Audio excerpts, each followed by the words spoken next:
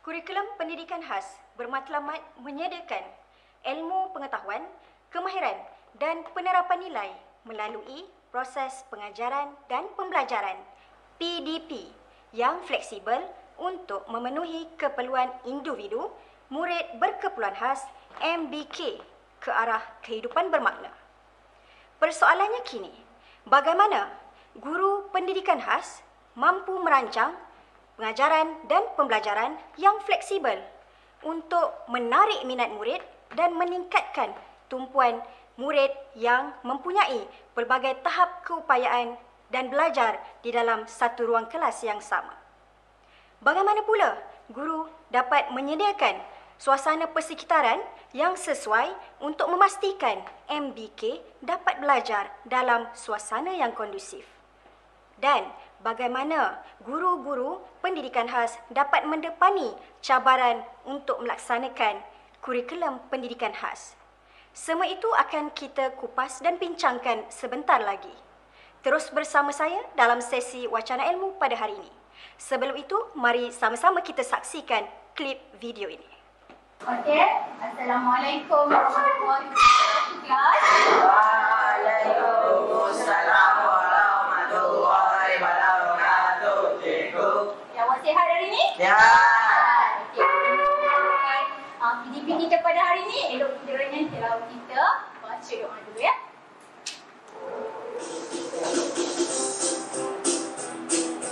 Ni tadi 4 tunas rasa, betul? Masam, masin, manis dan pahit. Tapi awak tahu tak kedudukan ni? Kedudukan 4 tunas rasa ni pada lidah kita? Tak tahu. Tak tahu. Okey, tak tahu cikgu tunjukkan. Yang ni apa? Manis. Manis. Manis. Cuba eja boleh tak? M-A-N-I-S. Manis. Pandai.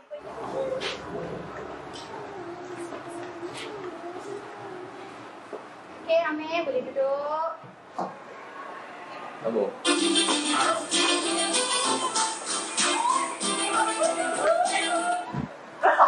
Okey, Haji boleh tak Haji ambil satu dan satu. Cikgu minta awak labelkan bahagian lidah ni mengikut nombor yang ada di sini. Berdasarkan tunas rasa yang kita dah belajar tadi, boleh? Label dulu di sini. Lepas tu baru buat apa yang dapat cikgu simpulkan pada hari ini sepanjang PDP kita adalah kita belajar mengenai teria, rasa lidah dan fungsinya berserta dengan 4 tunas rasa. Assalamualaikum warahmatullahi taala wabarakatuh dan selamat sejahtera. Berteman saya Nur Syazana binti Zakaria, moderator anda pada hari ini. Alhamdulillah, bersyukur kita kehadirat Allah Subhanahu Wa Taala kerana dapat bersama-sama kita bersua di dalam majlis ilmu ini. Terima kasih kepada semua para pendidik kerana sudi melapangkan masa untuk mendengar tajuk perbincangan pada hari ini iaitu pembugaran pendekatan modular dalam pendidikan khas. Sebelum gelanggang perbincangan, saya buka kepada panel-panel jemputan untuk menjelaskan secara mendalam tentang perbincangan kita pada hari ini. Izinkan terlebih dahulu untuk saya memperkenalkan panel-panel jemputan kita iaitu Timbalan Pengarah Sektor Pendidikan Khas Bahagian Pembangunan Kurikulum yang berusaha Dr. Kashrif Abdul Rani. Assalamualaikum dan apa khabar Doktor? Waalaikumsalam, khabar baik Syazana. Alhamdulillah, terima kasih kerana sudi melapangkan masa pada hari ini. Baiklah, saya perkenalkan seterusnya panel jemputan kita yang kedua iaitu Ketua Penolong Pengarah dari Unit Masalah Pembelajaran juga dari Bahagian Pembangunan Kurikulum iaitu Puan Hajah Oliza binti Umar. Assalamualaikum dan apa khabar Puan Hajah? Waalaikumsalam. Khabar baik. Alhamdulillah. Nampak berseri-seri dan bersemangat ya pada hari ini. Baiklah, tanpa melengahkan masa, kita mulakan sesi perbincangan kita bersama dengan panel pertama kita iaitu yang berusaha Dr. Kashrif. Okey, sebentar tadi Doktor, kita telah melihat tayangan klip video tentang proses pengajaran dan pembelajaran yang telah dilaksanakan oleh salah seorang guru di salah sebuah sekolah. Jadi apa yang menarik minat saya tentang klip video itu adalah tentang kreativiti guru itu, okay, semasa proses pengajaran. Jadi saya ingin bertanya kepada Doktor, sebagai penggubal kurikulum, apakah pandangan Doktor untuk memupuk kreativiti guru-guru pendidikan khas ni yang mengajar murid-murid berkeperluan khas dari pelbagai ketidakupayaan, potensi dan kebolehan, yang mana murid-murid itu perlu belajar dalam satu ruang kelas yang sama. Silakan Doktor. Terima kasih Cik Syazana. Jika kita melihat video tadi, memang guru melaksanakan PDP yang berpusatkan murid. Saya melihat peranan guru penting dalam mencorakkan PDP di dalam bilik darjah. Di dalam kelas memang tidak dinafikan bahawa guru berdepan dengan pelbagai ketidakupayaan, potensi dan kebolehan murid itu sendiri. Peranan guru adalah sebagai pendidik untuk menyampaikan ilmu kepada murid. Murid adalah penerima kepada ilmu yang disampaikan. Okay. Oleh itu, kebijaksanaan guru itu sangat penting yang menentukan strategi pengajaran dan pembelajaran yang sesuai dengan kebolehan dan perkembangan murid. Jadi, sebelum melaksanakan PDP, saya yakin Cik Syazana ya, saya yakin guru telah merancang pengajaran dan pembelajaran supaya mencapai objektif ya, objektif seperti yang dihasratkan. Okey. Perkara yang boleh diambil kira dalam merancang strategi pengajaran dan pembelajaran. Misalnya, pertama, mengenal pasti standard kandungan dan standard pembelajaran yang hendak diajar berdasarkan DSKP itu sendiri. Seterusnya, menentukan objektif pembelajaran dan pengajaran dan pembelajaran lah maksudnya di sini. Mengenal pasti tahap keupayaan murid. Merancang aktiviti PDP yang sesuai. Guru juga perlu menyediakan bahan bantu mengajar yang sesuai dengan tahap keupayaan murid itu sendiri. Okay. Guru juga lah menilai pencapaian murid dan akhir sekali, kita hendaklah sebagai seorang guru, kita hendaklah membuat refleksi untuk tujuan penambahbaikan pengajaran dan pembelajaran itu sendiri. Di antara strategi pengajaran dan pembelajaran yang ingin saya kongsikan di sini, misalnya ya, pembelajaran berasaskan inquiry. Di sini guru boleh memberi persoalan. Sebagai contoh, kita boleh bertanya kepada murid, mengapa kacang hijau yang ditanam tidak tumbuh? Sekiranya kita membuat satu eksperimen lah, kita boleh bertanya kepada murid itu. Jadi murid mencari jawapan. Dalam pembelajaran berasaskan projek, kita bagi contoh seperti membuat projek daripada bahan-bahan terpakai atau bahan kitar semula itu sendiri. Okay? Banyak bahan-bahan kitar semula yang ada di luar sana. Okay? Kalau kita melaksanakan pendekatan bertema, kita boleh memilih.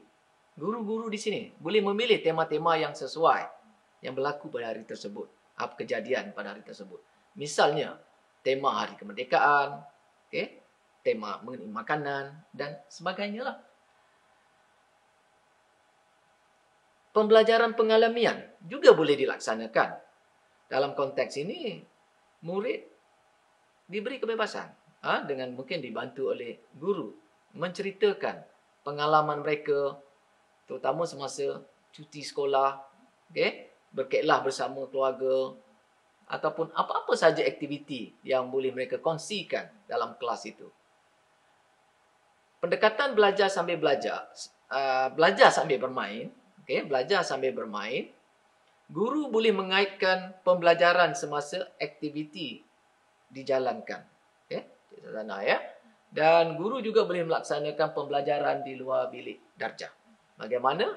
Di mana guru-guru boleh membawa pelajar-pelajar di luar daripada bilik darjah dan melaksanakan PDP dan melihat kepada persekitaran yang berlaku di luar bilik darjah itu sendiri. Jadi, walau apapun strategi PDP yang digunakan, guru perlu menyesuaikan mengikut kandungan kurikulum yang disediakan. Dan kandungan kurikulum pendidikan khas, misalnya, telah disusun dalam unit-unit bagi membolehkan strategi pengajaran dan pembelajaran dilaksanakan mengikut konteks serta keupayaan murid. Jadi dalam konteks kepelbagaian kebolehan dan keupayaan murid ini, guru digalakkan melaksanakan pendekatan modular dalam PDP. Baiklah, seterusnya doktor. Berkaitan tajuk kita pada hari ini iaitu pembugaran pendekatan modular dalam pendidikan khas. Jadi apa yang kita hasratkan adalah untuk tidak menjadikan kita punya perbincangan ini sebagai satu perkara baru kepada guru-guru kita. Okay, supaya tidak menjadi satu beban kepada guru-guru kita kerana sememangnya mereka telah melaksanakan pendekatan modular ini di sekolah. Okay, jadi pada pandangan doktor ataupun untuk memberi penjelasan kepada guru-guru kita supaya apakah yang boleh doktor rungkaikan tentang pemahaman konsep pendekatan modular ini supaya boleh difahami dengan lebih jelas dan dijiwai oleh para pendidik kita. Silakan doktor. Saya setujulah dengan apa yang dikatakan oleh Cik Shazana, bahawa pendekatan modular ini bukan sesuatu yang baru kepada para pendidik sekalian. Jadi sebagaimana yang semua kita telah dimaklumkan, bahawa pendekatan modular ini merupakan salah satu pendekatan yang membolehkan guru menyusun atur SK dan SP mengikut kesesuaian dan bersifat fleksibel. Di samping itu, pendekatan ini membolehkan pelbagai strategi pengajaran dan pembelajaran dilaksanakan mengikut konteks dan keupayaan murid.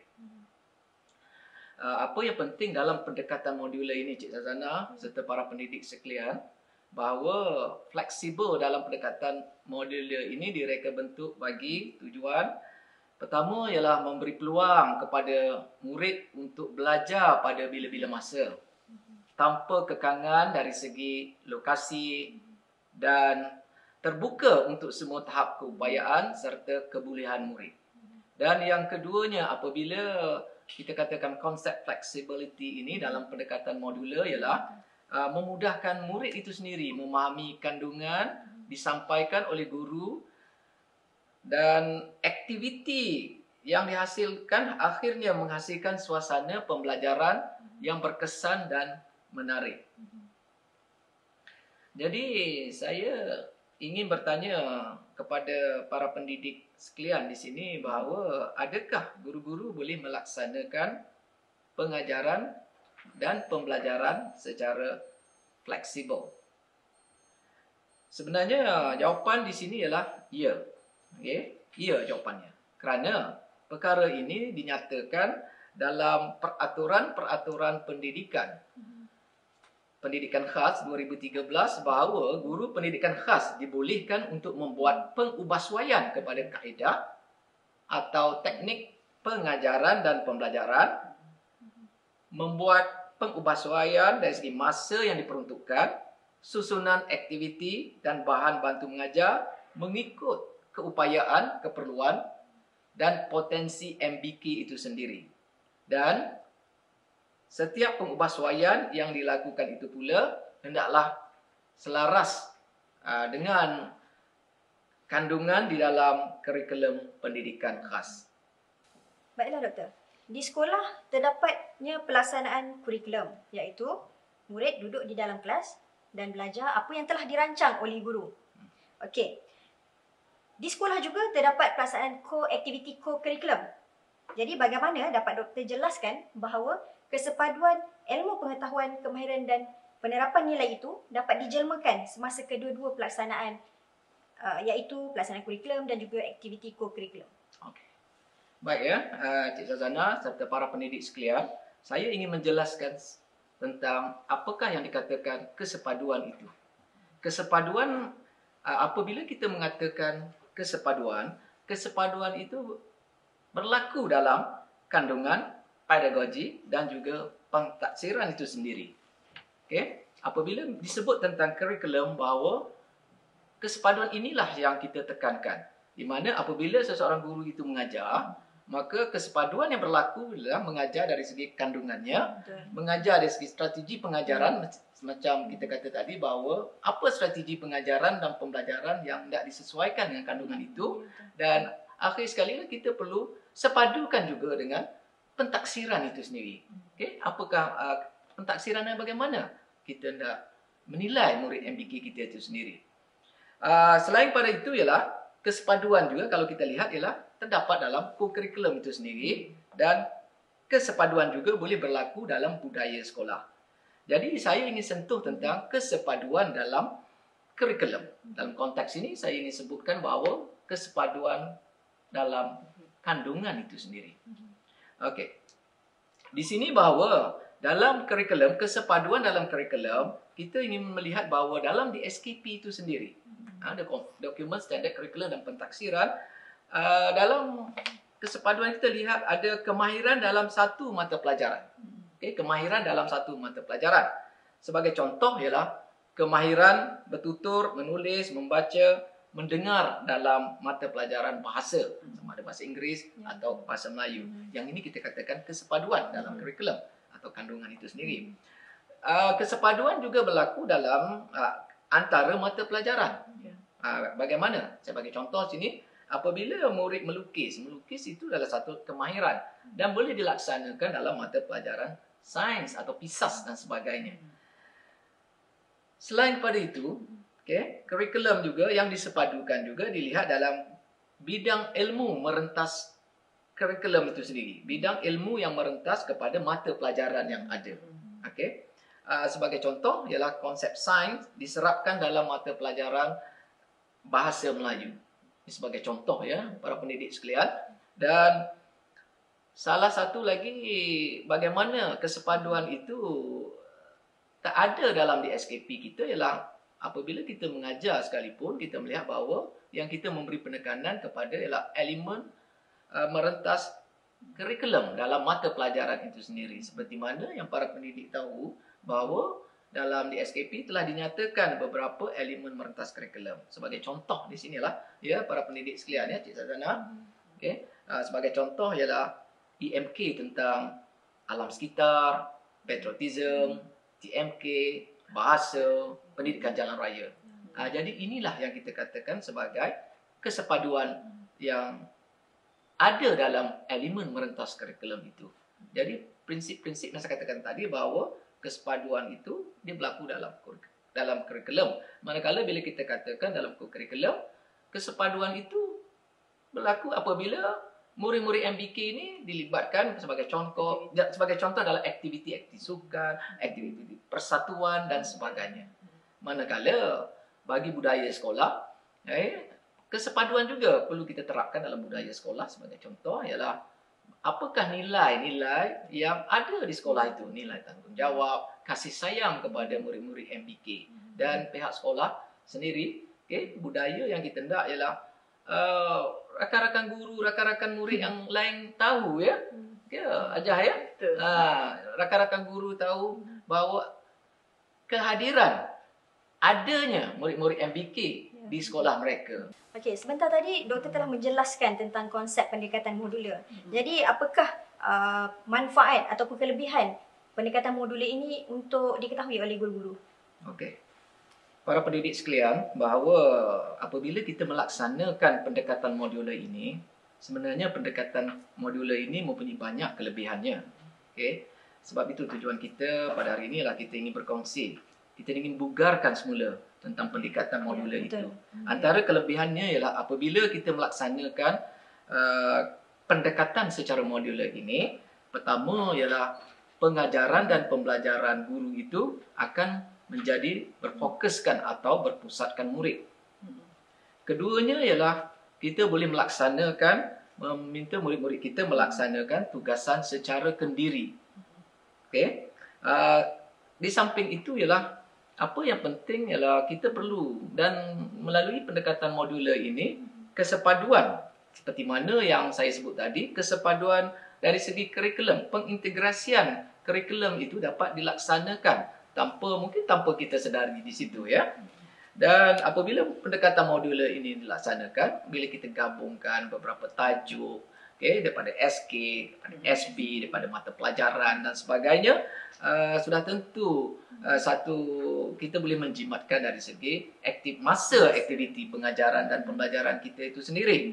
Dan selain itu, apabila kita melaksanakan pendekatan modular, aktiviti kebat, kemahiran berfikir aras tinggi. Ini bagaimana para pendidik sekalian? Ini boleh dilaksanakan apabila guru merancang pengajaran pembelajaran dan melaksanakan aktiviti-aktiviti bagi ke arah bagi ataupun kita kata ke arah bagaimana aktiviti-aktiviti yang dirancang itu untuk tujuan kemahiran berfikir aras tinggi, dan juga melalui aktiviti yang dirancang melalui pendekatan modular ini pembelajaran abad ke-21 di mana yang menekankan kepada aspek kemahiran komunikasi, okey, kolaborasi, lagi apa ya, selain pada itu penggunaan IT kan, dan juga nilai juga boleh kita terapkan.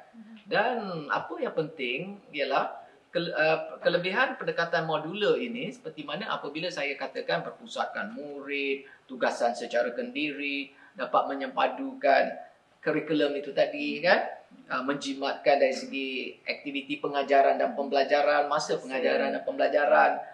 Kita boleh memasukkan elemen kebat, pembelajaran abad ke-21 macam kita selalu sebut hari ini kan, yang kita hendak pada murid-murid MBK kita. Pembelajaran itu secara tak langsung, Cik Zazana dan para pendidik sekalian ya, dia akan menjadi pembelajaran bersifat lebih interaktif. Seterusnya doktor, boleh doktor jelaskan dengan lebih ringkas tentang bagaimana proses awal untuk guru melaksanakan pendekatan modular? Okey, terima kasih. Jadi para pendidik sekalian, bahawa kalau kita ingin melaksanakan pendekatan modular, saya ingin tunjukkan di sini bahawa yang pertama sekali adalah guru perlu merancang ya pendekatan modular itu berdasarkan DSKP yang ada.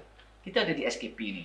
Jadi apa yang penting ialah guru perlu memahami kandungan-kandungan yang ada satu persatu ya. Kita kena memahami, kita kena melihat satu persatu standard kandungan dan standard pembelajaran yang ada dalam DSKP ini.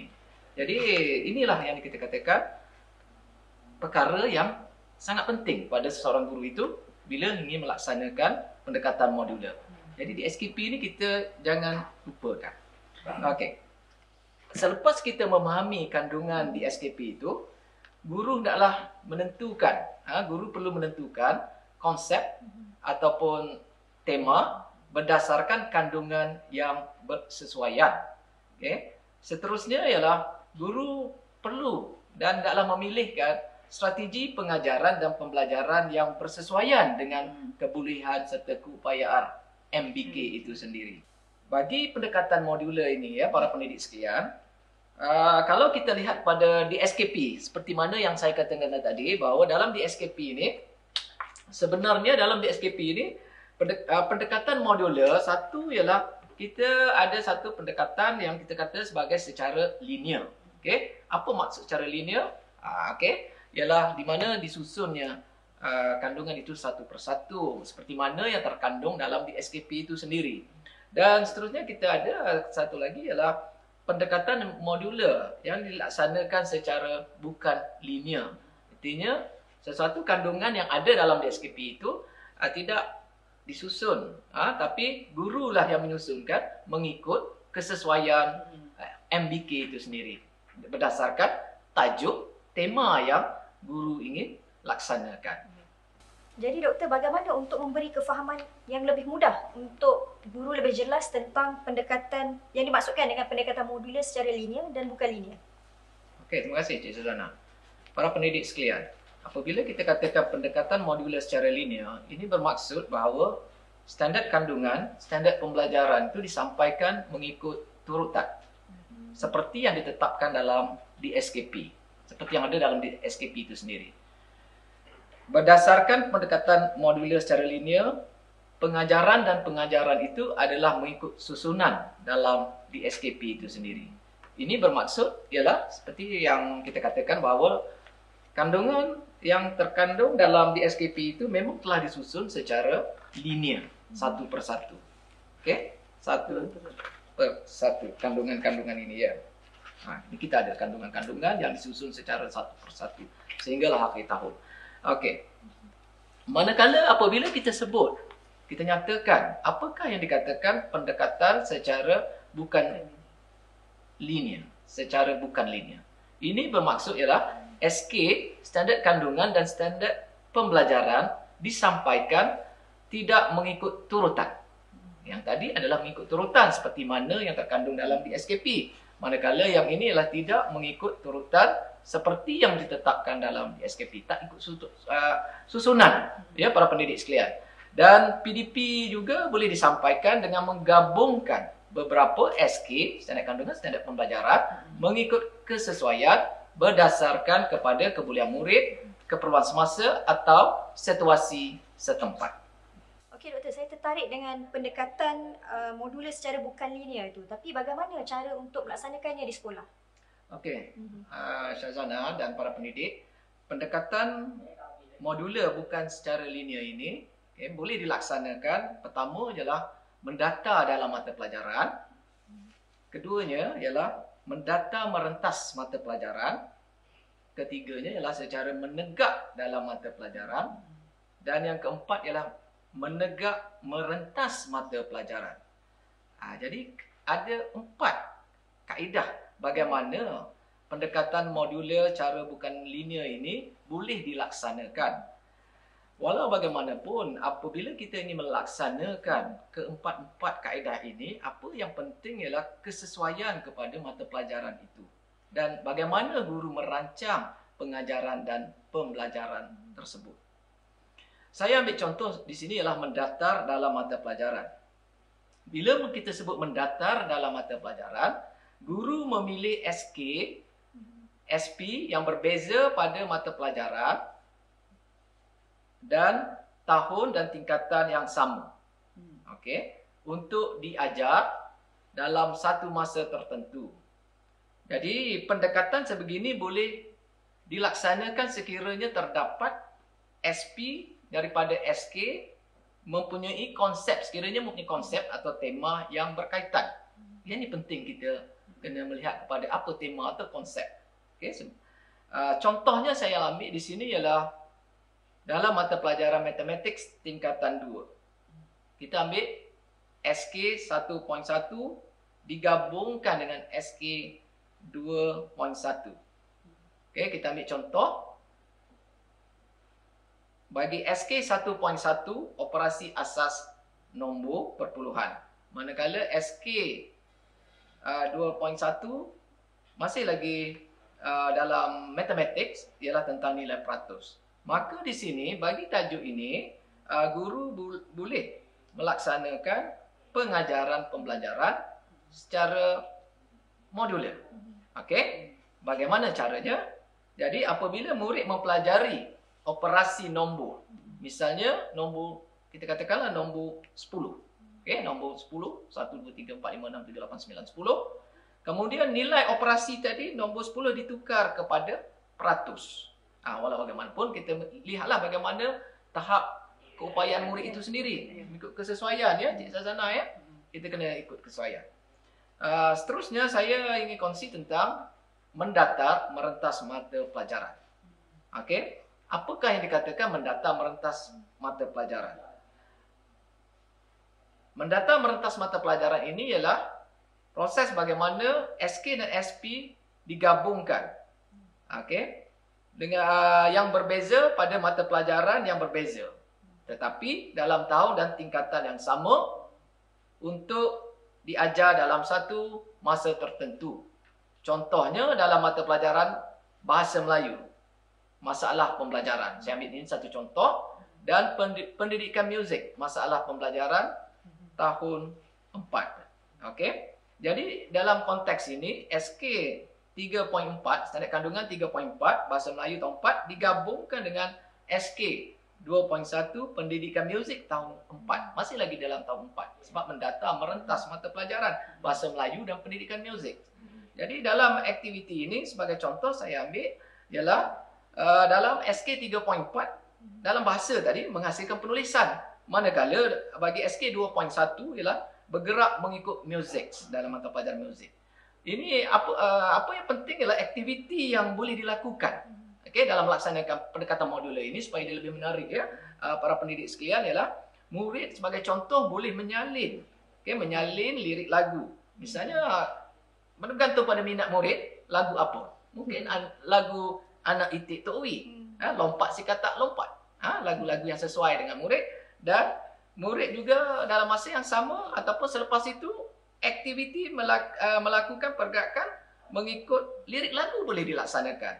Artinya di sini ialah apa yang berlaku ialah Bahasa Melayu telah diintegrasikan atau telah dimodularkan dengan pendidikan muzik itu sendiri. Okay, pergerakan. Kalau katak si katak lompat, itu adalah mungkin dia boleh menulis katak K-A-T-A-K, katak, yang mudah. Katak si katak lompat. Selepas itu, mungkin kita pergerakan pada budak itu sendiri mengikut muzik. Bergerak. Katak si katak lompat. Budak pun sukalah. Ya. Ini pada pandangan saya. Fun Okay. learning dekat situ. Fun learning macam kita kata Syazana ya. Itu yang kita nak. Bagaimana keadaan tu para pendidik? Saya rasa para pendidik luar sana memang lebih kreatif daripada saya lah di sini. Okay? Macam-macam aktiviti yang boleh dilaksanakan oleh para pendidik di sana. Saya yakin para pendidik di sana mempunyai banyak idea dalam melaksanakan strategi pengajaran dan pembelajaran yang berkesan. Okey, seterusnya saya pergi kepada menegak dalam mata pelajaran. Apakah dia dikatakan menegak dalam mata pelajaran? Okay? Menegak dalam mata pelajaran ini ialah bagaimana kita menggabungkan SK, SP yang berbeza dalam mata pelajaran yang sama ya, dalam mata pelajaran yang sama tetapi tahun atau tingkatan yang berbeza untuk diajar dalam satu masa tertentu. Contohnya para pendidik sekalian, contoh di sini ialah kita ambil mata pelajaran Bahasa Melayu Suayan. Dan juga bahasa Melayu Suayan, saya ambil tadi Bahasa Melayu Suayan tahun 2. Dan saya modularkan di sini ialah Bahasa Melayu Suayan tahun 3. Ikut tahap yang sama. Tahun 2, tahun 3. Tahun 1, tahun 2. Itu penting. Dalam konteks Bahasa Melayu Suayan tahun 2 dan tahun 3, katakanlah saya ambil SK 3.3. SK 3.3 ialah tentang menghasilkan penulisan naratif dan bukan naratif. Okey. Kemudian saya boleh gabungkan dengan SK 2.2 iaitu membaca isyarat lisan dan juga memahami menakul bahan grafik dan bukan grafik. Dalam konteks ini ialah kita boleh bagi contoh apa yang boleh dilakukan di sini ialah katakanlah saya ambil contoh, saya bagi contoh di sini ya. Kemahiran penulisan tadi bagi penggabungan kaedah yang ke 3 tadi ya. Kemahiran penulisan tu digabung jalinkan dengan kemahiran membaca. Kita boleh ambil contoh begini ya, para pendidik sekalian. Kita ambil contoh kita nak menulis satu karangan. Satu karangan. Karangannya paling mudah lah kita ambil. Murid-murid tu ada kucing kan? Ada kucing. Murid-murid suka kucing. Okey? Kucing. Jadi kita boleh buat tajuk satu karangan, tajuk kucing saya. Okey. Jadi murid tulislah dalam bahasa mereka, dalam bahasa yang mudah, mungkin MBK dengan bimbingan dan sebagainya. Ini bergantung pada kreativiti bagaimana cikgu melaksanakan pengajaran dan pembelajaran. Jadi dalam masa yang sama, murid tulis karangan dan mereka memahami serta mengenal kosakata dan isi tersurat dalam karangan yang mudah. Untuk tajuk karangan yang dibuat tadi ialah tentang kucing saya. Maksudnya di sini pemilihan tajuk tu pun memainkan peranan lah. Pilih tajuk yang dekat dengan murid. Ya. Bagi pengajaran pembelajaran pendekatan modular ini, saya begitulah, betul Cik Syazana. Kita kena memilih satu tema, satu tajuk yang sesuai, yang mengikut pengalamian murid. Sebab macam saya kata di awal tadi bahawa apa yang penting ialah kontekstual murid itu. Pembelajaran itu lebih bermakna. Fun pada budak. Murid itu boleh bercerita dengan panjang lebar. Itu yang kita nak. Kita nak melatih komunikasi mereka. Okay? Mereka berani dan sebagainya. Kemahiran yang kita bagi, itu yang kita nak. Okay? Pada murid-murid MBK kita. Jadi saya pergi seterusnya pada menegak merentas mata pelajaran. Maksudnya di sini ialah merentas mata pelajaran, kita menggabungkan SK, SP yang berbeza dari mata pelajaran yang berbeza dan tahun atau tingkatan yang berbeza untuk diajar dalam satu masa tertentu. Jadi pendekatan sebegini boleh dilaksanakan sekiranya terdapat SP daripada SK yang berbeza tetapi mempunyai konsep dan kandungan yang berkaitan. Ini saya nak tekankan bahawa konsep tema yang berkaitan. Okay, para pendidik kena faham. Bila melihat pada DSKP, okay, dalam DSKP kita ni, lihat kepada apakah tema, tajuk yang boleh kita hubung kaitkan di situ. Tema supaya apabila kita merancang pengajaran pembelajaran, kita hendakkan satu pengajaran dan pembelajaran yang bermakna. Saya ambil contoh bagi menegak merentas mata pelajaran di sini. Contohnya ialah dalam mata pelajaran Kaikuk tahun 2. Okey, boleh dimodularkan dengan pendidikan seni visual swayan tahun 3. Okey. Misalnya kalau dalam di SKP tadi, kita kata bahawa SK 2.1, saya ambil SK 2.1 ialah pengurusan kerja. Pengurusan kerja tahun 2. Murid tahun 2 dalam Kaikuk kan? Tahun 2. Boleh dimodularkan dengan SK 2.1 kemahiran seni visual tahun 3. Jadi di sini ialah kalau kita lihat dalam standard pembelajaran bagi Kaikuk itu sendiri bagi tahun 2 ya. Dia mengendakkan murid itu mengenal peralatan pengurusan hasil kerja. Manakala bagi kemahiran seni visual tahun 3 di situ ialah kita hendak supaya standard pembelajaran supaya murid tadi dapat mengaplikasikan pengetahuan bahasa seni visual. Jadi bagaimana kita nak melaksanakan? Yang penting ialah kita melaksanakan melalui aktiviti. Okey. Bila kita laksanakan melalui aktiviti dalam konteks 2 mata pelajaran tadi, maka apa yang penting ialah kesepaduan kemahiran yang boleh kita laksanakan. Yang pertama ialah kita menguruskan, memaklumkan pada murid dari segi apa yang dikatakan pengurusan kerja apabila kita nak buat sesuatu lukisan. Misalnya murid kena tahu apa itu gam, apa itu kertas, drawing block dan sebagainya. Jadi proses PDP ini, proses PDP ini boleh berlaku dengan bermula dengan murid itu mengenal peralatan dan akhirnya murid bila mereka kenal peralatan apa itu gam, apa itu drawing block dan sebagainya, murid boleh membuat teknik tampalan karya collage. Jadi itu yang penting pada kita ya dalam kita melaksanakan pendekatan modular. Jadi saya ingin jelaskan, walaupun apa pendekatan, ada 4 pendekatan, yang penting ialah bagaimana kita menyusun, menstrategikan kita punya standard kandungan dan standard pembelajaran mengikut kesesuaian tema ataupun topik yang sesuai. Dan kita harus merancang apakah strategi pengajaran dan pembelajaran yang boleh menarik minat murid kita, murid-murid MBK. Ya, para pendidik sekalian. Seterusnya doktor, apakah peranan barisan pentadbir di sekolah yang dapat memastikan pendekatan modular ini dapat dibugarkan pelaksanaannya di peringkat sekolah? Okey. Para pendidik sekalian, bahawa pentadbir ni, kalau kita kata pentadbir ialah sebagai instructional leadership lah. Okey.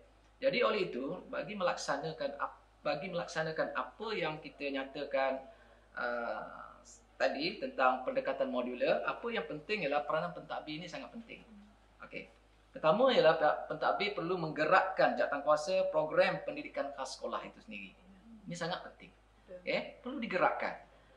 Yang kedua ialah pihak pentadbir hendaklah memantau perkembangan murid pendidikan khas itu. Setakat mana murid-murid itu, dan perlu mengambil cakna atau mengambil tahu tentang perkembangan anak murid di sekolah mereka masing-masing.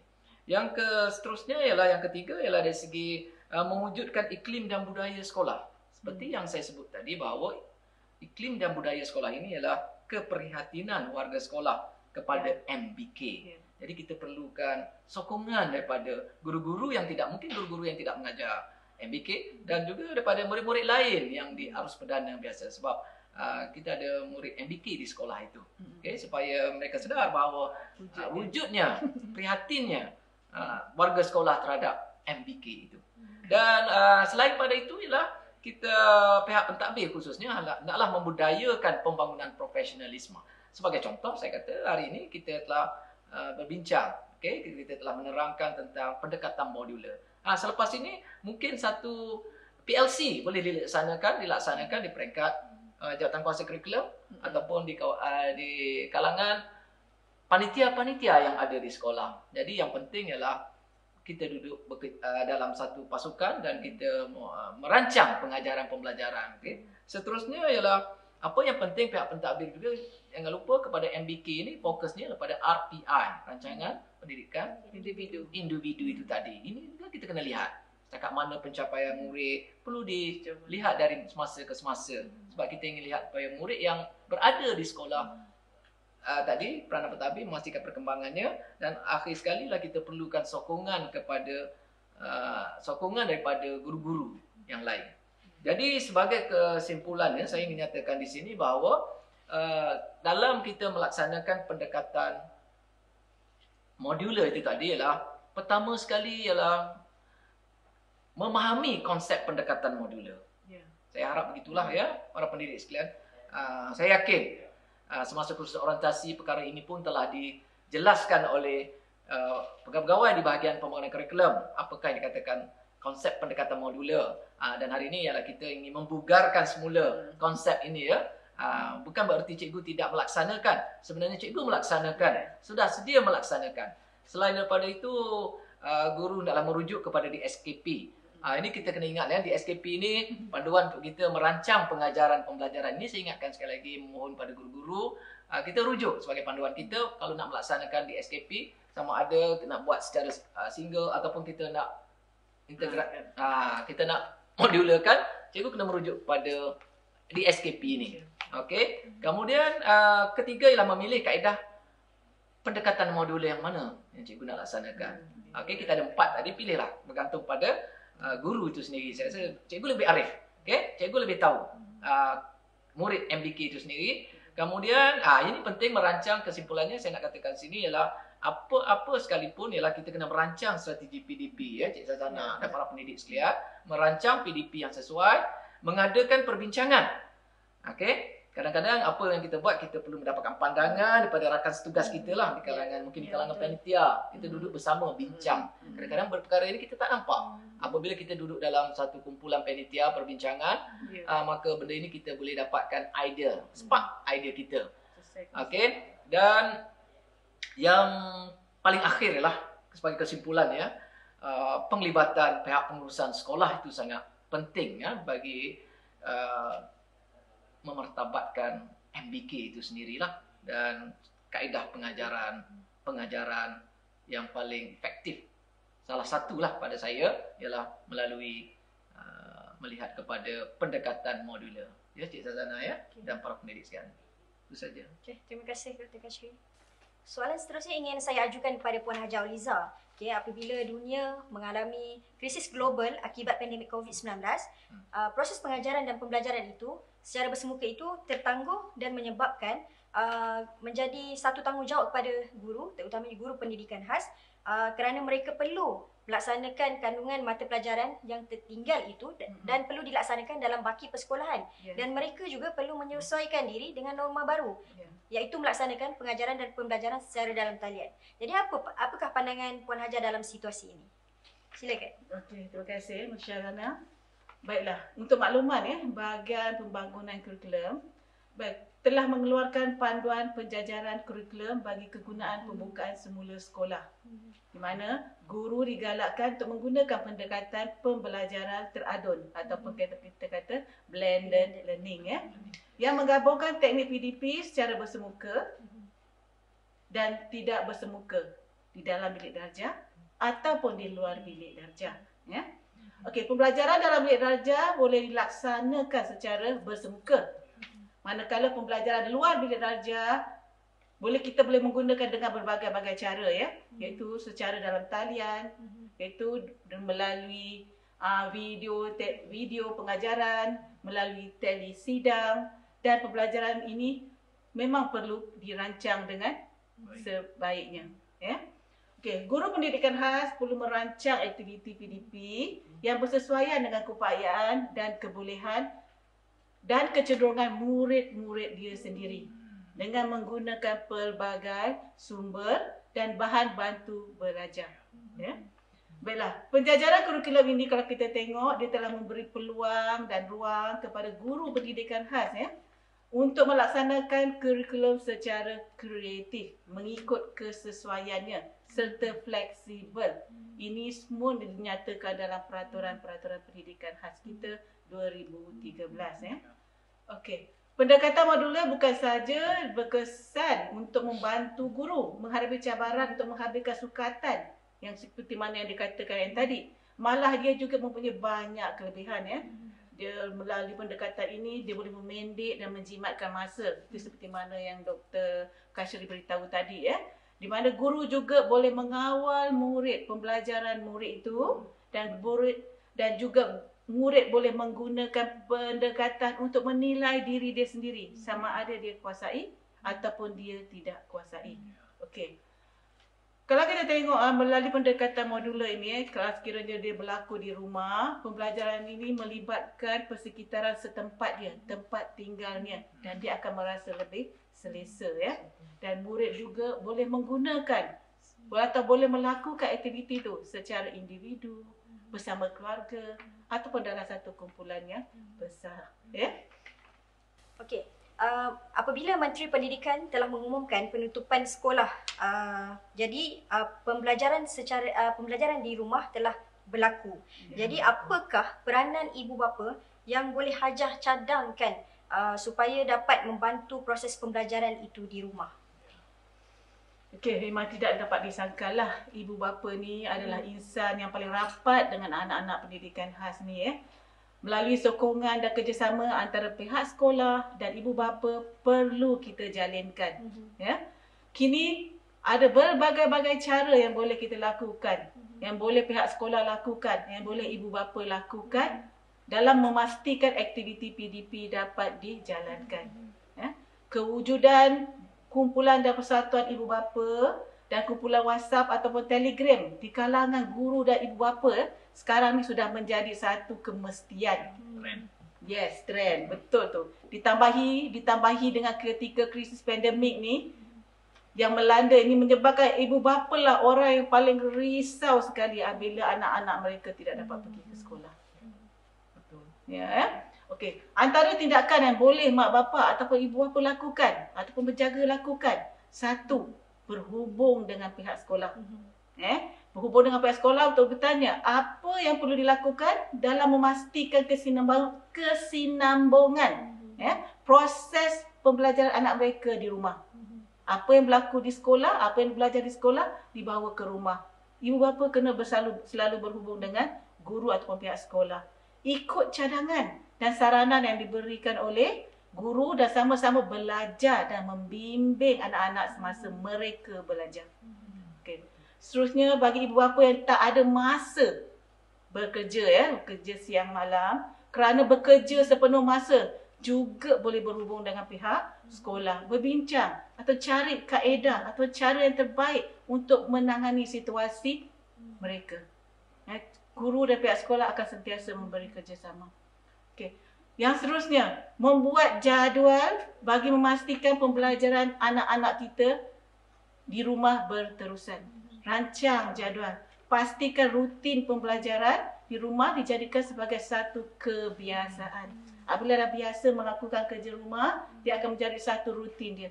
Dia tahu time tu dia mesti belajar, time itu dia mesti makan, time itu dia mesti minum, dan time itu dia mesti belajar, rehat.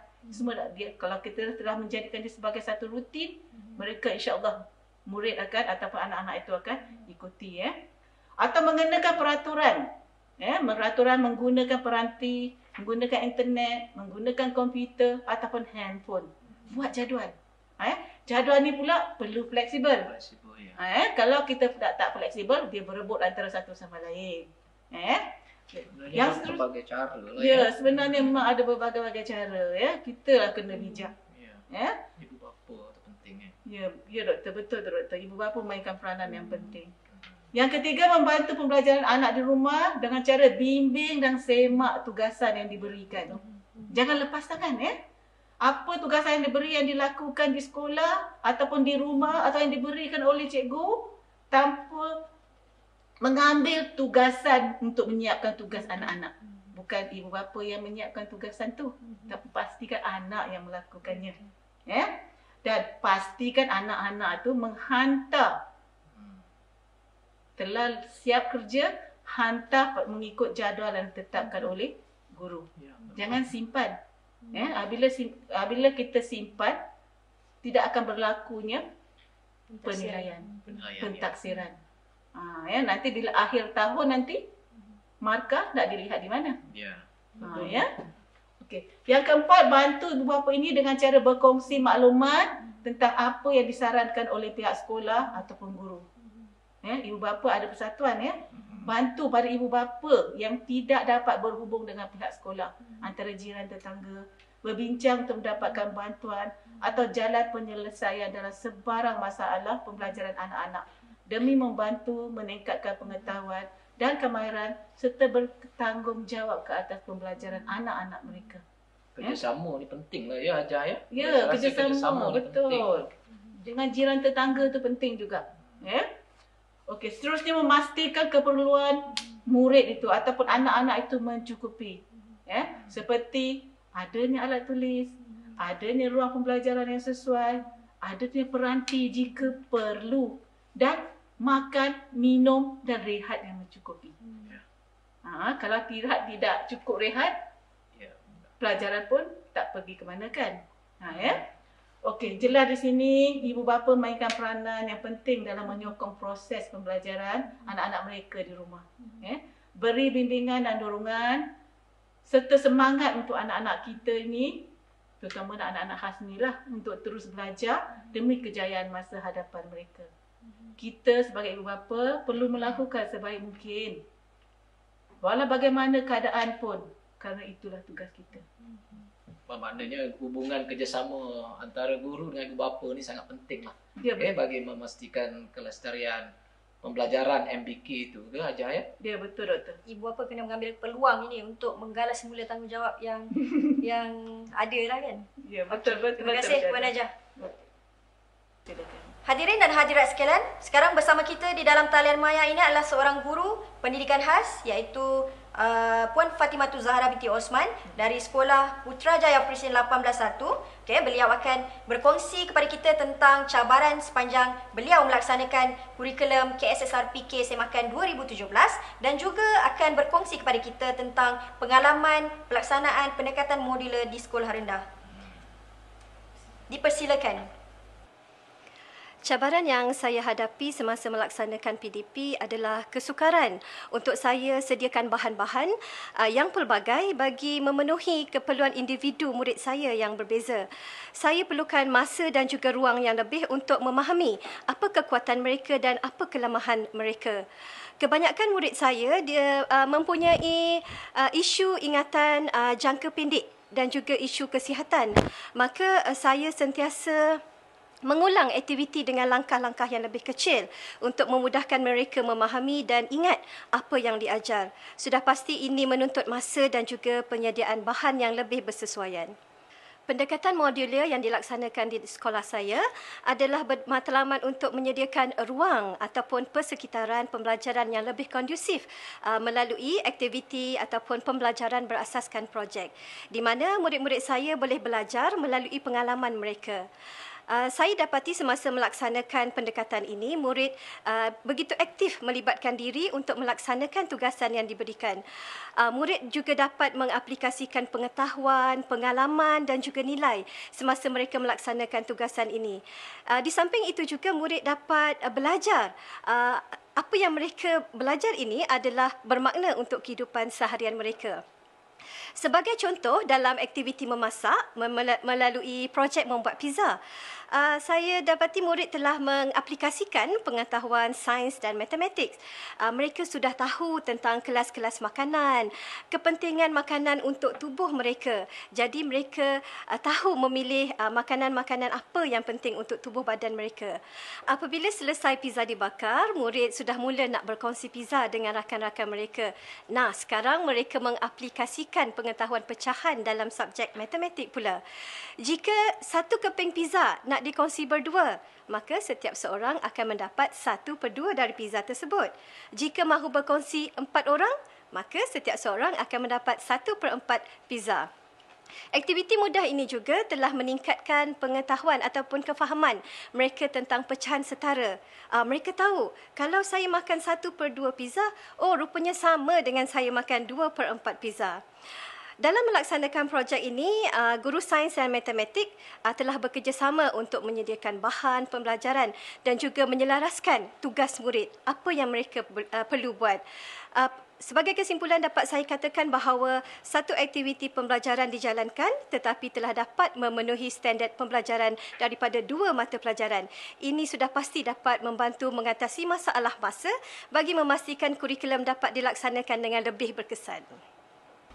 Seterusnya kita juga bersama dengan seorang guru iaitu Puan Azizah binti Muhammad Putih dari SMK Presin 14-1. Okay, beliau akan berkongsi juga kepada kita tentang cabaran melaksanakan kurikulum KSSMPK dan berkongsi pengalaman tentang pelaksanaan pendekatan modular di sekolah menengah. Dipersilakan. Selaku pentadbir dan guru di program pendidikan khas integrasi masalah pembelajaran, sememang pelbagai isu dan cabaran perlu ditempuhi bagi memenuhi hasrat kurikulum. Antaranya isu guru yang kadang-kala belum mencukupi di sekolah saya akibat daripada guru yang bersara ataupun berpindah ke sekolah lain. Kadang-kala guru tidak dapat hadir kerana kurang sihat. Ataupun bermesyuarat di luar ataupun berkursus. Jadi akibatnya kelas dan murid perlu digabungkan dan diajar oleh guru yang lain pula. Jadi aktiviti pembelajaran juga perlu disesuaikan dan disusun semula agar murid akan terus belajar. Jadi isu yang kedua pula ialah setiap individu itu sendiri mempunyai tahap kebolehan di dalam setiap mata pelajaran yang berbeza. Contohnya murid yang mahir dalam matematik, kemungkinan tahap penguasaan bahasanya masih minimum. Jadi oleh itu amat sukar untuk memutuskan kelas tertentu akan menggunakan sesuatu tahap kurikulum yang tertentu mengikut tingkatan secara tetap.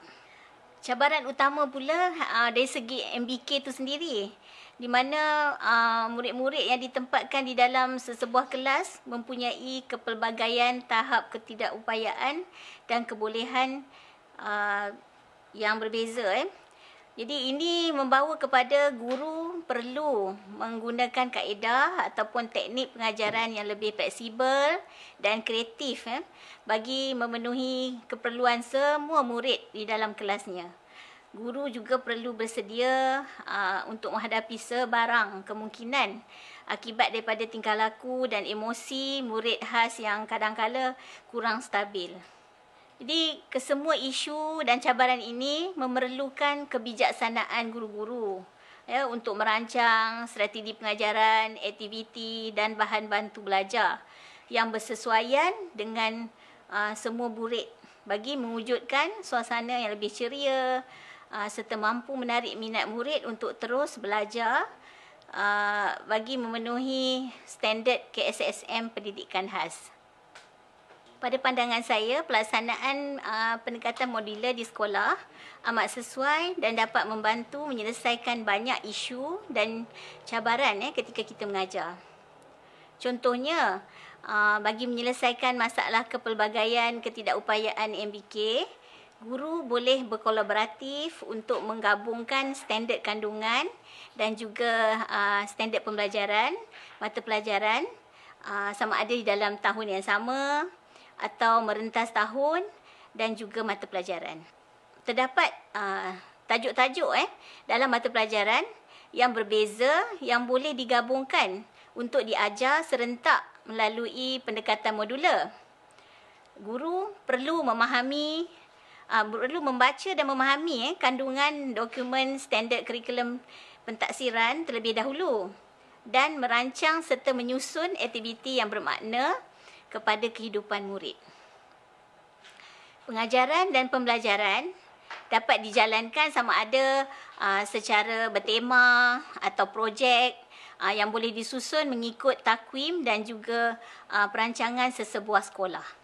Jadi melalui ini MBK akan dapat belajar dalam suasana pembelajaran yang bermakna dan guru-guru lebih mudah melaksanakan pembelajaran terbeza di mana setiap murid berpeluang belajar mengikut tahap keupayaan mereka. Jadi guru-guru boleh melaksanakan PDPC secara berpasangan ataupun secara team teaching dengan bantuan pembantu pengurusan murid. Dan jadual yang khusus perlu disediakan sepanjang sesuatu tema atau projek yang dijalankan berlangsung. Guru-guru boleh melaksanakan PDPC secara berpasangan atau team teaching dengan bantuan pembantu pengurusan murid. Dan jadual yang khusus perlu disediakan sepanjang sesuatu tema atau projek yang dijalankan berlangsung. Contohnya, di sekolah saya, tema yang dipilih ialah untuk tempoh selama 2 minggu, iaitu Malaysia Tanah Airku. Melalui tema ini, seramai 3 orang guru telah bergabung, menggabungkan 3 mata pelajaran, iaitu mata pelajaran pendidikan sains sosial dan alam sekitar, pendidikan jasmani dan kesihatan, dan juga mata pelajaran bahasa Melayu. Dengan menggunakan pendekatan yang kita panggil pendekatan modular ni lah ya. Kumpulan sasaran murid terdiri daripada pelbagai aras. Jadi tajuk yang dipilih ialah warisan tarian tradisional Malaysia bagi mata pelajaran PISAS tingkatan 3 digabung dengan tajuk pergerakan berirama dalam mata pelajaran pendidikan jasmani kesihatan bagi tingkatan 3 juga, dan bahasa Melayu untuk tingkatan 2. Guru-guru bergilir mengajar mengikut jadual yang ditetapkan dan dengan menggunakan RPH yang telah disediakan mengikut 3 aras iaitu aras tinggi, aras sederhana dan juga aras rendah. Sekiranya guru-guru tidak hadir, guru yang lain boleh mengambil alih meneruskan aktiviti yang telah dijadualkan. Semasa pelaksanaan aktiviti ini, guru dapat melakukan intervensi kepada murid mengikut rancangan pendidikan individu yang telah dirancang bersama ibu bapa. Jadi MBK pelbagai ketidakupayaan yang mempunyai masalah imbangan turut diberi peluang untuk melakukan gerakan tarian mengikut kemampuan mereka. Jadi ini adalah merupakan satu contoh terapi yang dijalankan secara tidak langsung kepada murid yang memerlukan. Hasil daripada aktiviti ini, murid yang kurang keyakinan diri telah menunjukkan kebolehan berkomunikasi dan bersosial dengan lebih baik. Melalui mata pelajaran bahasa Melayu, murid didedahkan info berkaitan tarian tradisional dan dilatih membaca dan menjawab soalan kepahaman berkaitan tajuk. Pada akhir aktiviti pula, murid diberi peluang untuk membuat persembahan tarian. Jadi melalui pemerhatian didapati murid-murid belajar dalam suasana yang lebih aktif, gembira dan bersahaja serta ramai murid dapat mengambil bahagian mengikut tahap keupayaan masing-masing. Jadi contoh yang saya kemukakan ini bukanlah sesuatu yang ideal namun hanya sebagai pencetus idea bagaimana pendekatan modular dapat membantu guru-guru mengajar dengan lebih efektif dan terancang. Sebenarnya pendekatan modular ni boleh disesuaikan dengan semua mata pelajaran bergantung kepada kreativiti guru. Untuk makluman hadirin hadirat tuan-puan sekalian, pada hari ini juga kita telah menjemput seorang tetamu iaitu seorang bapa kepada murid berkeperluan khas iaitu Encik Nur Syam bin Ramli. Beliau akan berkongsi pengalamannya kepada kita semua tentang langkah-langkah yang diambil untuk mengetahui perkembangan anaknya di sekolah dan membantu aktiviti anaknya di rumah semasa dunia dilanda pandemik COVID. Dipersilakan. Nama saya Nur Syam bin Ramli. Saya mempunyai seorang anak, Nur Humaira binti Nur Syam, yang mengikuti program pendidikan khas integrasi di Sekolah Menengah Jalan Reko. Humaira sudah 4 tahun berada dalam program ini dan pada tahun ini beliau berada dalam kelas pembuatan roti SKM Modular. Pada pandangan saya, setiap ibu bapa dan guru berkongsi tanggungjawab dalam memberikan pelajaran kepada anak-anak di dalam program ini. Adalah penting ibu bapa mempunyai kesedaran dan faham tentang kurikulum yang dipelajari oleh anak masing-masing di sekolah. Berbeza dengan pelajar arif perdana, pelajar PPKI dilihat mempunyai lebih cabaran dalam memahami apa yang dipelajari di sekolah. Justru penglibatan ibu bapa dalam mengaplikasi apa yang dipelajari di sekolah dipraktiskan di rumah dilihat sangat diperlukan untuk pelajar-pelajar PPKI. Humaira diajar untuk mempunyai basic skill set menerusi kurikulum yang telah disediakan. Saya sering berinteraksi dengan guru-guru kelas anak saya dan menerusi guru-guru kelas, saya memahami penanda aras yang perlu dicapai oleh anak saya. Sebagai contoh, Humaira yang berada dalam kelas pembuatan roti, saya akan memastikan beliau faham tugas-tugas yang diberikan oleh guru beliau. Tugas ini lazimnya memerlukan pemahaman mengenai bahan-bahan yang digunakan. Saya akan gunakan gambar dan label sebagai kaedah untuk beliau kenal dengan mudah bahan-bahan yang diperlukan. Pengiraan sukatan memerlukan pemahaman asas dalam matematik bagi memastikan sukatan bahan yang tepat, dan saya memastikan Humaira faham penggunaan kalkulator dalam mendapatkan sukatan bahan yang tepat. Kebolehan dalam memahami asas bahasa Inggeris juga perlu kerana terdapat bahan-bahan resipi yang kekal ditulis dalam bahasa tersebut. Kami akan bantu Humaira untuk mendapatkan maklumat dari internet bagi membantu beliau meningkatkan pemahaman. Progres anak juga kami pantau dengan menggalakkan latihan amali di rumah. Isteri saya akan menyediakan bahan-bahan pembuatan kek atau roti dan akan membantu anak saya memahami keperluan tugasan yang diberikan.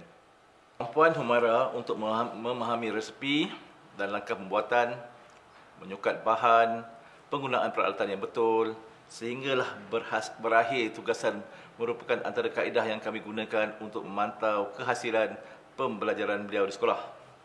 Selain dari itu, saya sangat menggalakkan Humaira menyertai pertandingan anjuran sekolah dan memberikan komitmen terbaik.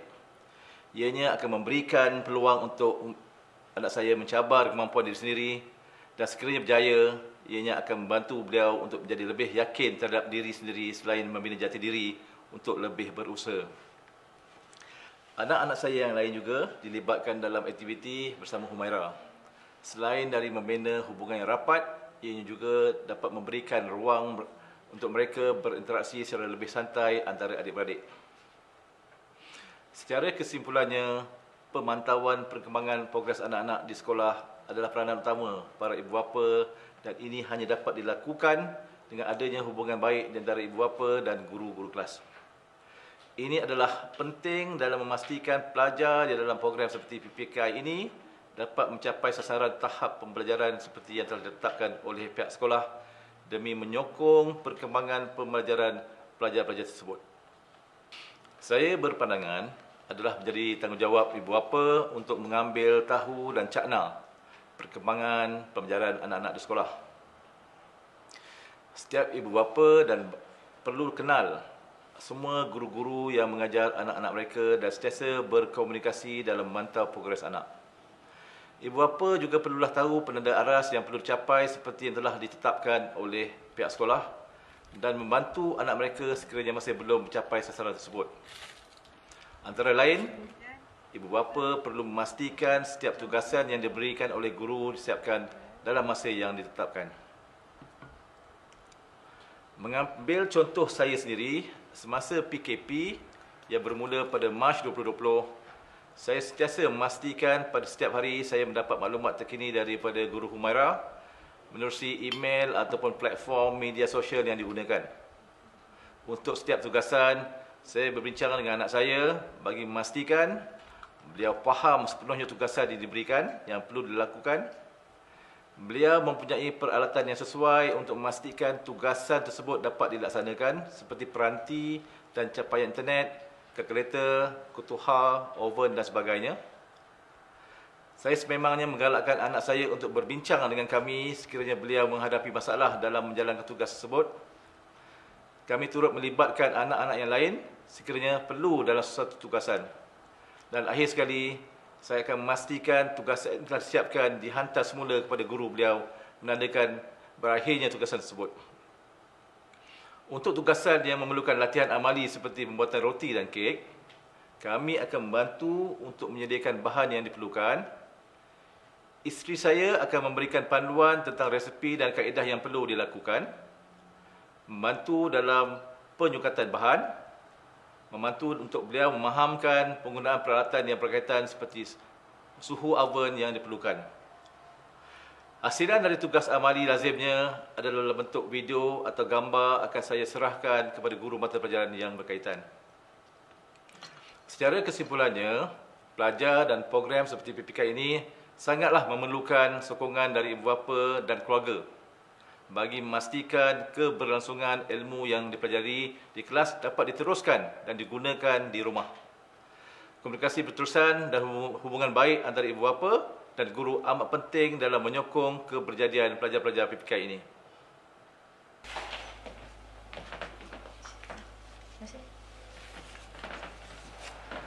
Okey, hadirin dan hadirat sekalian, saya dimaklumkan bahawa kita menerima dua soalan daripada penonton yang sedang menonton kita punya sesi perbincangan pada hari ini, iaitu pembugaran pendekatan modular dalam pendidikan khas. Jadi dalam banyak-banyak soalan tu kami hanya akan bacakan dua soalan dan akan dijawab oleh panel-panel kita pada hari ini.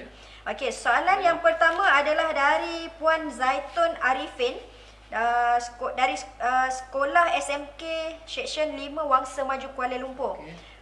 Beliau bertanya tentang bagaimana guru perlu merancang jadual waktu secara team teaching bagi pelaksanaan pendekatan modular berasaskan projek yang melibatkan 3 mata pelajaran dalam tempoh 1 bulan. Okey, bagi soalan ini saya akan berikan kepada panel kita yang pertama, iaitu Yang Berusaha Dr. Kashri Abdul Rani untuk menjawab soalan ini. Dipersilakan, Dr. Okay, terima kasih Cik Syazana. Baiklah, bagi menjawab soalan itu, seperti yang telah saya jelaskan ya, sebelum ini guru perlu merancang dengan teliti dengan menentukan SK dan SP bagi 3 mata pelajaran yang terlibat. Okey, untuk sesuatu PDP modular yang cikgu pilih, iaitu berasaskan projek. Apabila cikgu merancang projek tersebut dalam tempoh 1 bulan, dalam tempoh 1 bulan 4 minggu lah berarti, cikgu, guru-guru sekalian ya, guru-guru hendaklah sentiasa berkolaboratif secara team teaching. Okey, bagi setiap aktiviti dan berperanan sebagai facilitator. Okey. Seterusnya, peruntukan masa jam setahun. Peruntukan masa jam setahun memberikan guru flexibility ya untuk merancang jadual waktu dengan lebih terancang bagi sesuatu PDP yang dah dilaksanakan secara modular. Ya, Cik Syazana. Okey, nampaknya menjawab ya soalan pertama itu tadi. Okey, kita beralih kepada soalan yang kedua daripada Puan Nur Aisyah binti Rani dari SMK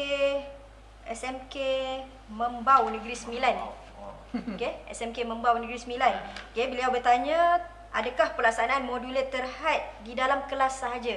Okey, jadi kita ajukan soalan ini kepada panel kita yang kedua, iaitu Puan Hajar Uliza. Silakan Puan Hajar. Baiklah tidak kalau kita tengok memang untuk melaksanakan pendekatan modular ni, dia bukan terhad pada dalam kelas saja. Kita boleh melakukan seperti mana yang dimaklumkan di luar bilik darjah pun boleh di mana guru digalakkan untuk memaksimumkan penggunaan ruang fizikal di dalam bilik darjah dan ruang fizikal kawasan sekolah. Selain itu, pendekatan modular juga untuk pendidikan khas ni boleh juga dilaksanakan secara pembelajaran luar bilik darjah supaya membolehkan MBK memperolehi pengalaman yang sebenar. Meningkatkan kecergasan, memberi satu peluang dia untuk bersosial, memberi peluang dia untuk berkomunikasi, meneroka dan berinteraksi dengan alam persekitaran dia. Okey, terima kasih. Baiklah, setelah perbincangan kita yang mendalam pada hari ini, marilah sama-sama kita mendengar amanat daripada Timbalan Pengarah Kanan Kluster Dasar Sains dan Teknologi Bahagian Pembangunan Kurikulum, iaitu Dr. Latif bin Muhammad sebagai penutup sesi webinar pada kali ini. Kurikulum Standard Sekolah Rendah KSSR Pendidikan Khas dan KSSM Pendidikan Khas telah digubal dan dilaksanakan secara berperingkat-peringkat bermula tahun 2017. KPM sentiasa memastikan kualiti kurikulum yang dilaksanakan di sekolah rendah dan menengah adalah standing dengan standard antarabangsa. Kurikulum berasaskan standard yang menjadi amalan antarabangsa telah dijelmakan dalam KSSR Semakan 2017 Pendidikan Khas dan KSSM Pendidikan Khas menerusi penggubalan dokumen standard kurikulum dan pentaksiran di SKP untuk semua mata pelajaran. Bagi menjayakan pelaksanaan KSSR Pendidikan Khas dan KSSM Pendidikan Khas, pendekatan modular dalam pendidikan khas merupakan salah satu pendekatan PDP yang perlu diperkasa semula. Pendekatan modular merupakan satu pakej pembelajaran kendiri yang melibatkan unit kecil dalam topik tertentu dan boleh dilaksanakan sama ada secara individu maupun berkumpulan dan mengikut kesesuaian masa serta kemampuan murid itu sendiri. Struktur kandungan kurikulum juga telah disusun secara modular bagi membolehkan murid mencapai objektif pembelajaran, memilih bahan yang sesuai dan mengikut pembelajaran melalui pelbagai pendekatan, kaedah dan strategi pengajaran dan pembelajaran. Guru berperanan sebagai fasilitator kepada murid semasa sesi pembelajaran berbanding pembelajaran tradisional yang menyampaikan ilmu pengetahuan.